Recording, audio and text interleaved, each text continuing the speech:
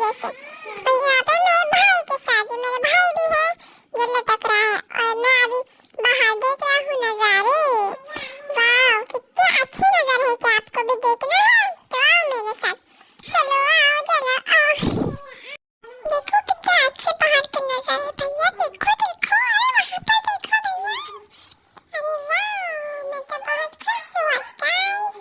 अभी खत्म हो गया है मेरा सफर और मैं आ गया हूँ बाहर, तो देखिए मैं कैसे स्लाइड कर रहा था, आपको भी आता नहीं